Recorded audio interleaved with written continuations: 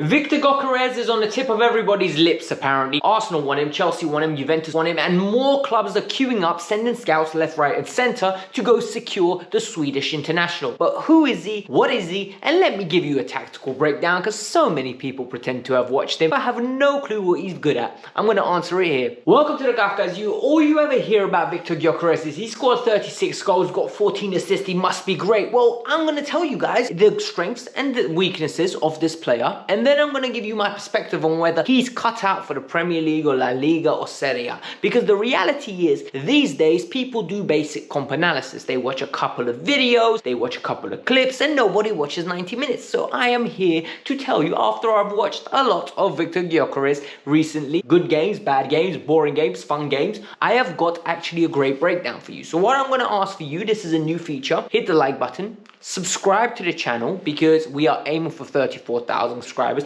and more importantly, share this content out with your football related friends. They evidently have heard of Viktor Gyökeres, and I guarantee you not many people would have went and watched the Portuguese league, and I'm not gonna lie to you, Sporting Lisbon are very fun to watch, very exciting team. But Viktor Gyökeres, we're gonna break it down, we're gonna start with the strength, go into the weaknesses, and then I'm gonna give you my full-fledged prediction. Let's get into it. Whenever I like to look at a striker initially, the first thing I always go to is goals and assists. Because whether you like it or not, he can have the best link up in the world. Does this person have goals and assists to back himself up? And even the assists, they're irrelevant when you're a number 9. It's mainly goals. Well, he's got 36 of them. And why does he have 36 of them? Because the number one strength he has is shooting on sight. The ability of seeing a goal, no matter how far he is, if it's clear, he is putting his laces through. He is not a caresser of the ball. He will not be finishing it or slotting it into corners. Pure power, venom, absolutely letting the ball rip on every occasion. Everything he does is with intensity and power, and he is no different when he's in front of goal. That is one of his biggest strengths. Strength number 2 is very easy and obvious to see. The guy has got a tremendous ego. And when I say that, that's not a negative. He is Zlatan Ibrahimovic-esque in the sense that I want the ball, I'm going to be responsible, I need to do this for the team. And I'm not saying he is going to go through one-on-one and not pass the ball if someone's in a better position. No, by no means am I saying that. I'm just saying he is ready to wear the crown. Heavy is the head that wears the crown, and he wants all of that responsibility. It is evident, it is obvious in his time at Sporting Lisbon that the team is built around him, and more importantly, he does not shy away from any of that responsibility. This is where we're going to get a little bit more technical, and the third thing that I really like about him is his strength and his ability to play bully ball. For those of you that watch basketball, you know what that means. For those of you that don't, let me explain to you. His ability to pit himself against an individual and absolutely emasculate them with his strength and raw ability is a serious strength. If you remember the way Diego Costa used to get tight to people, only to grab them and move them out the way like he's manhandling them, purely based on the fact that he knew he was going to get the upper hand.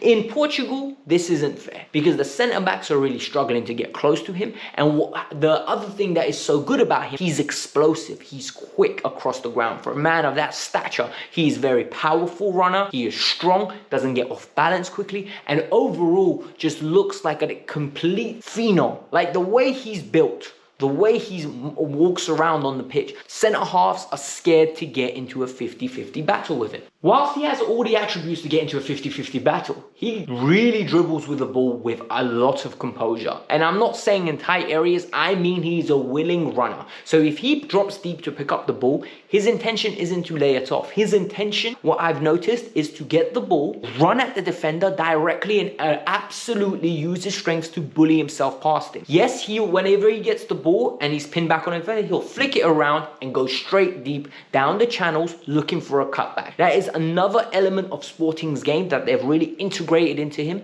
when he gets to the byline and crosses it across from in-swinging runners. And for me, this is absolutely imperative because he needs to be very multifaceted in the player that he's going to become. A lot of people are going to say, Alex, he's a striker, he's only meant to be scoring. These days, strikers need to do more than just score goals. Yes, it's beautiful to have a 50-goal season striker, but I'm telling you, there aren't many of those around, and they don't grow on trees. So the reality is, if you have a 20-goal man, he needs to do a little bit more, and this is an attribute that is imperative. His ability to dribble into space and be comfortable with it, his abilities to look up and pick a pass. He can do that. My favorite move that he he does, and yes, it's a move. I call it the Olivier Giroud, I'm a backboard. And for those of you that have watched Giroud on a regular basis, you know he does this the best. Eden Hazard said nobody's better than him at doing it. People have called him a lamppost. I have called him a backboard, and I'm going to explain. When the ball comes to Gyökeres, if he's not knocking it around the defender and chasing it, he's very good at doing those flicks where it basically is like the ball's bouncing off him and going in another direction, so the person that passed it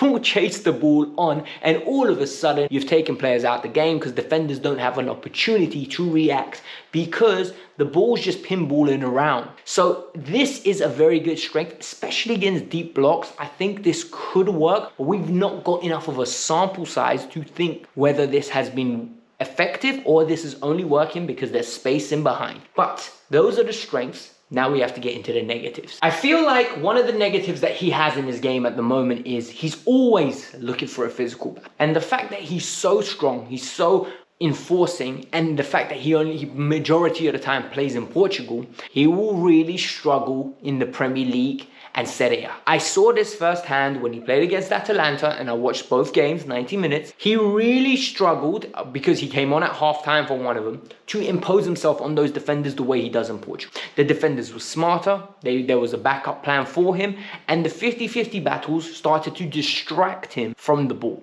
He became more entrenched with the ability of beating the man physically rather than maneuvering him into a position where his teammates could become better. And that for me was worrying. I didn't like it. Another weakness that I could say is Sporting play exactly the way that suits his attributes. So if he goes into a team, for example, like a Manchester City, I don't think we have enough evidence to be able to say this guy is good enough to fit into that system, because I don't think his short-range passing is good enough. I said he's good at being a backboard where he flicks the ball. I don't think he's good enough in tight spaces to receive the ball, one touch, look up, pass it quickly enough with his feet. I think he needs a little bit more time, but he's a big guy. You don't expect him to be as competent at that. It's not his unique selling point, nor is it a strength of his in any shape or form. So that is a weakness that he will have to improve, and he is 25 years old. However, at the top level, if you want to play for the big clubs, you're going to have to learn how to do that, in my opinion. Whilst I said his ego might be a positive, his work ethic is very poor. The guy has no intention of pressing whatsoever. I could see a Thomas Tuchel, a Jurgen Klopp, a Pep Guardiola being absolutely furious with him.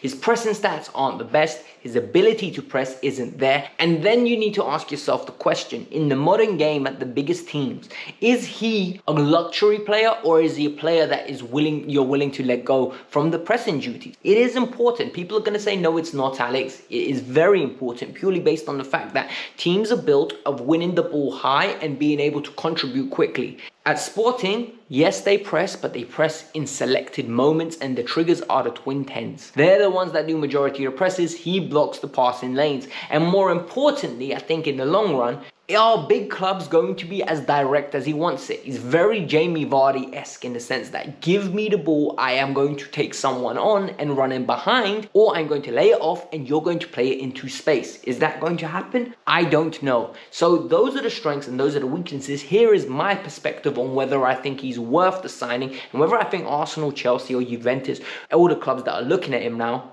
are going to make the move. Whilst the positives are really evident, and you could see the 36 goals, the 14 assists, the absolutely beautiful stature of the man as playing at number 9, because he can play headers, he can play chest, he can play absolutely flick the ball, he can play I'll lash it, he can play every style of play you want to do apart from the technical one-touch, two-touch.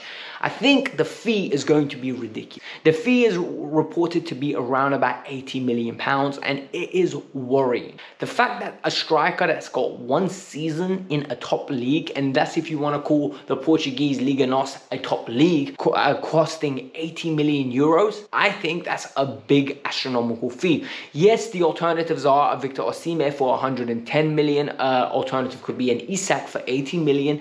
You don't get the injury worries with him.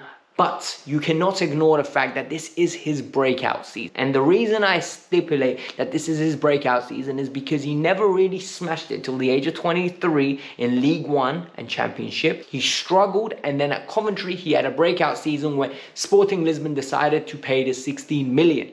However, Sporting are so dominant in that league. Is he going to be good enough to translate what he's doing in that league into a league where there is more distribution of talent?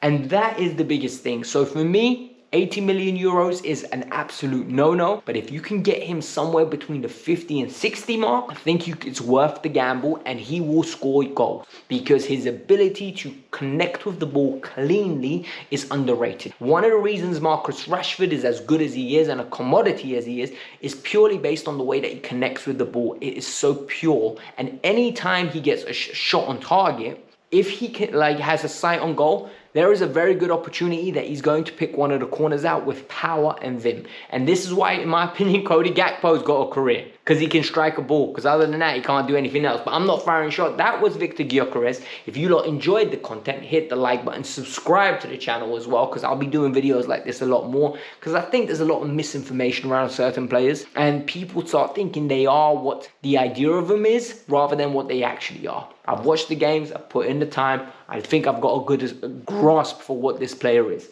Hit the like button. Share this with your friends. Subscribe. Peace out. I'm out. Have a lovely day.